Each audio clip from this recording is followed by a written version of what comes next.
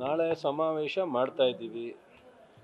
ಸಬ್ಜೆಕ್ಟೇ ಇಲ್ಲದೆ ಇರತಕ್ಕಂಥ ಅನಾವಶ್ಯಕವಾಗಿ ಪಾದಯಾತ್ರೆ ಪ್ರಾರಂಭ ಮಾಡಿ ಅವರಿಬ್ಬರ ಕಿತ್ತಾಟದ ಮಧ್ಯದಲ್ಲಿ ನೆನ್ನೆನೂ ಟಿ ವಿಲಿ ನೋಡಿದ್ದೀವಿ ನಾವು BJP ಮತ್ತು ಜನತಾದಳದ ಹೋರಾಟವನ್ನು. ಸೊ ನಾವು ಬಿಡದಿಯಿಂದ ಪ್ರಾರಂಭ ಮಾಡಿ ಬಿಡದಿ, ರಾಮನಗರ, ಚನ್ನಪಟ್ಟಣ, ಮದ್ದೂರು, ರಾಮನಗರ ಮುಗಿಸಿದ್ದೀವಿ. ಕೆಲವು ಪ್ರಶ್ನೆಯನ್ನು ಅವ್ರಿಗೆ ಹೇಳಿದ್ದೀವಿ. ಈ ರಾಜ್ಯದಲ್ಲಿರ್ತಕ್ಕಂಥ ಸಮಸ್ಯೆ ಬಗ್ಗೆ ಮತ್ತು ರಾಜ್ಯಕ್ಕೆ ಆಗ್ತಾ ಇರ್ತಕ್ಕಂಥ ಅನ್ಯಾಯದ ಬಗ್ಗೆ ಕೇಂದ್ರ ಸರ್ಕಾರದ ಮುಂದೆ ಹೋಗಿ ಸಂಸದರು, BJP ಅಧ್ಯಕ್ಷರು, ಕೇಂದ್ರದ ಮಂತ್ರಿಗಳು ರಾಜ್ಯಕ್ಕೆ ಏನಾಗಬೇಕು ಇದನ್ನು ಬೇಡಿಕೆಯನ್ನು ಸಲ್ಲಿಸೋದು ಬಿಟ್ಟು ಇಲ್ಲಿ ಯಾವ ವಿಚಾರ ಯಾರ ಮೇಲೆ ಫೈಟ್ ಮಾಡ್ತಾ ಇದ್ದೀರಾ ಅಂತ ಹೇಳಿದ್ದೀವಿ. ಮತ್ತು ಅವರಲ್ಲಿರ್ತಕ್ಕಂಥ ದೊಡ್ಡ ಮಟ್ಟದ ಹಗರಣಗಳೇನಿದೆ ಅದನ್ನು ಉತ್ತರ ಕೊಡಿ ಅಂತ ಹೇಳಿದ್ದೀವಿ. ನಾಳೆ ಒಂದು ಬೃಹತ್ ಸಭೆ ಮಾಡಿ ಅವರಿಗೆ ಎಲ್ಲ ವಿಚಾರವನ್ನು ಹೇಳ್ತೀವಿ. ಅವರು ನಾಡಿದ 10ನೇ ತಾರೀಕು ಅದಕ್ಕೆಲ್ಲ ಉತ್ತರ ಕೊಟ್ಟು. ಸರಿ, ಕುಮಾರಸ್ವಾಮಿ ಅವರು DK ಶಿವಕುಮಾರ್ ಅವರ ಆಸ್ತಿ ಸಂಬಂಧಪಟ್ಟಂತೆ ಸಾಕಷ್ಟು ಆರೋಪಗಳನ್ನ ಮಾಡಿದ್ದಾರೆ ಸರ್. ಆಯಿತು, ಹೇಳಿ. ಅವ್ರೇನಾರ ಬೇರೆ ಥರ ಏನಾದ್ರು ಸಂಪಾದನೆ ಮಾಡಿದರೆ ಕೊಡಿ ದಾಖಲೆಗಳು. ಅವ್ರ ಬಿಸ್ನೆಸ್ ಮಾಡಿ ಅವ್ರದ್ದು ಕಾನೂನುಬದ್ಧವಾಗಿ ಸಂಪಾದನೆ ಮಾಡಿರ್ತಕ್ಕಂಥ ಆಸ್ತಿ ಅದನ್ನು ಬಿಟ್ಟು ಅವ್ರು ಏನಾರು ಮಾಡಿದರೆ ಕೊಡಲಿ. ಈಗ ಅವರು ಹೇಳಿದಾರಲ್ಲ, ನಿಮ್ಮ ತಮ್ಮನ ಕನಕಪುರ ರೋಡಲ್ಲಿ ಎಷ್ಟಿದೆ, ಇದು ರೋಡಲ್ಲಿ ಎಷ್ಟಿದೆ ಅಂತ ಅದನ್ನು ಕೊಡಲಿ ಅವರು. ಈಗ ಅವ್ರ ಕುಟುಂಬದ್ದೆಲ್ಲ ಅವರೇ ಜವಾಬ್ದಾರಿ ತಾನೆ. ಈಗ ಮೊನ್ನೆ ಮುಖ್ಯಮಂತ್ರಿಯವರ ಶ್ರೀಮತಿಯವರು ಲ್ಯಾಂಡ್ ಕಳ್ಕೊಂಡು ಪರ್ಯಾಯ ಜಮೀನು ಕೊಡಿ ಅನ್ನೋದಕ್ಕೆ ಇವರು ಪ್ರಾಸಿಕ್ಯೂಷನ್ಗೆ ಆದೇಶ ಕೊಡಿ ಅಂತ ಹೋಗೋರೆ. ಇವ್ರ ಅಣ್ಣ ತಮ್ಮದಿರು ಆಸ್ತಿ ಇರೋದಕ್ಕೂ ಕುಮಾರಸ್ವಾಮಿನೇ ಜವಾಬ್ದಾರಿಗೆ ಅವರೇ ಅಲ್ಲ. ದೇವೇಗೌಡರಿಗೆ ಸ್ವಲ್ಪ ಹೆಚ್ಚು ಇಂಥ ವಿಚಾರದಲ್ಲಿ ಪಾರ್ಟಿಸಿಪೇಟ್ ಮಾಡಲ್ಲ. ಈಗ ಇದೆಲ್ಲರ ಬಗ್ಗೆ ಲಘುವಾಗಿ ಮಾತಾಡೋದು, ಚಾಲೆಂಜ್ ಮಾಡೋದು, ತೊಡೆ ತಟ್ಟೋದೆಲ್ಲ ಕುಮಾರಸ್ವಾಮಿಯವರೇ ಇರುವೆ. ಕೊಡಲಿ, ಅವರೆಲ್ಲ ಕುಟುಂಬದ ವಿಚಾರನ ಕೊಡಿ ಅಂತ ಕೇಳೋರಲ್ಲ ಶಿವಕುಮಾರ್ ಅವರು, ಕೊಡಲಿ ಅವರು.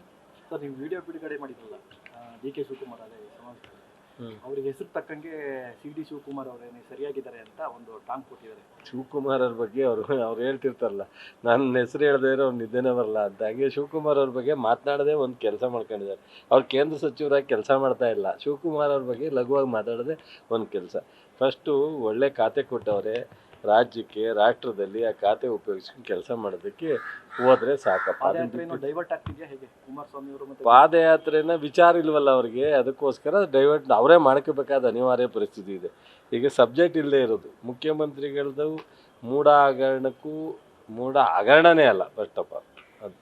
ಹಾಗಾಗಿ ಅವ್ರಿಗೆ ಏನು ಮಾಡಬೇಕಾಗುತ್ತೆ, ಏನಾರು ಒಂದು ವಿಚಾರನ ತಗೊಂಡು DK ಶಿವಕುಮಾರ್ ಬಗ್ಗೆ ಬಿಡದಿಯಿಂದ ರಾಮನಗರ, ಮಂಡ್ಯದವರೆಗೂ ಶಿವಕುಮಾರ್ ಅವ್ರ ಬಗ್ಗೆ ಬೈಕೊಂಡು ತಿರುಗಿದ್ದಾರೆ. ಸರ್, ರಾಜ್ಯಪಾಲರು ಏನು ನಿರ್ಧಾರ ತೆಗೆದು ಅಂತ ನಿರೀಕ್ಷೆ ಇದೆ ಸರ್ ನಿಮಗೆ?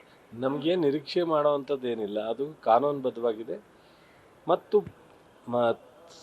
ಪನಿಷ್ಮೆಂಟ್ ಆಗೋದಾದರೆ ಅಥವಾ ರಿಜೆಕ್ಟ್ ಮಾಡಬೇಕಾಗಿದ್ದರೆ ಅವತ್ತಿನ BJPಯ ಅಧ್ಯಕ್ಷರು ಮತ್ತು ಮೂಢ ಅಧಿಕಾರಿಗಳು ಬೋರ್ಡು ಮಾಡಬೇಕು.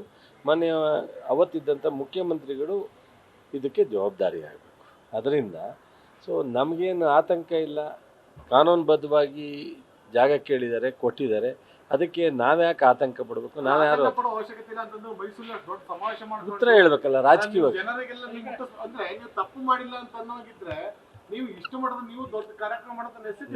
ಈಗ ಸ್ನೇಹಿತರೆ, ನಾವು ಸುಮ್ಮನಿದ್ರೆ ಏನಾಗುತ್ತೆ ಹೇಳಿ? ಸುಮ್ಮನಿದ್ರೆ ಸಹಜವಾಗಿ ಇವರೇನೋ ತಪ್ಪು ಮಾಡಿರಬೇಕು, ಅದಕ್ಕೆ ಸುಮ್ಮನಾದ್ರು ಅಂತ ಅಂತಾರೆ.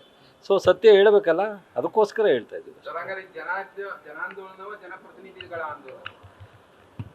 ಜನಕ್ಕೆ ಇವ್ರು ಮಾಡ್ತಾ ಇರ್ತಕ್ಕಂಥ ತಪ್ಪು ಸಮಸ್ಯೆಯನ್ನು ಬಿಟ್ಟು ಈ ಥರದ ಅನಾವಶ್ಯಕವಾದಂಥ ವಿಚಾರವನ್ನು ಪಾದಯಾತ್ರೆ ಮಾಡ್ತಾ ಇದ್ದಾರೆ. ಕೇಂದ್ರ ಸರ್ಕಾರದಿಂದ ರಾಜ್ಯಕ್ಕೆ ಬರಬೇಕಾದಂಥ ಯಾವುದೇ ಸೌಲಭ್ಯವನ್ನು, ಆರ್ಥಿಕ ನೆರವನ್ನು, ಕಾನೂನುಬದ್ಧವಾಗಿ ಬರ್ತಕ್ಕಂಥ ತೆರಿಗೆಯನ್ನು ಕೊಡ್ತಾ ಇಲ್ಲ.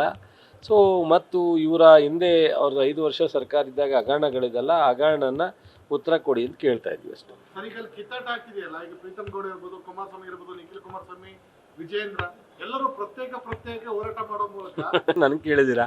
ಈಗ ಅವರೆಲ್ಲರೂ ಒಳೊಳಗೆ ಇತ್ತು, ಅದು ಈಗ ಹೊರಗಡೆ ಬಂದಿದೆ. ಇದಕ್ಕೆ ಒಂದು ವೇದಿಕೆ ಆಗಿದೆ. ಅವ್ರನ್ನ ಕೇಳಬೇಕಾಯ್ತು, ನಮ್ಮನ್ನು ಕೇಳಿದಿರಲ್ಲ ನೀವು. ಇದು ಮಂಡ್ಯದಲ್ಲಿ ವಿಶೇಷವಾಗಿ ಅದು ದೊಡ್ಡ ಮಟ್ಟದಲ್ಲಿ ಸ್ಫೋಟಕ ಆಗಿದೆ.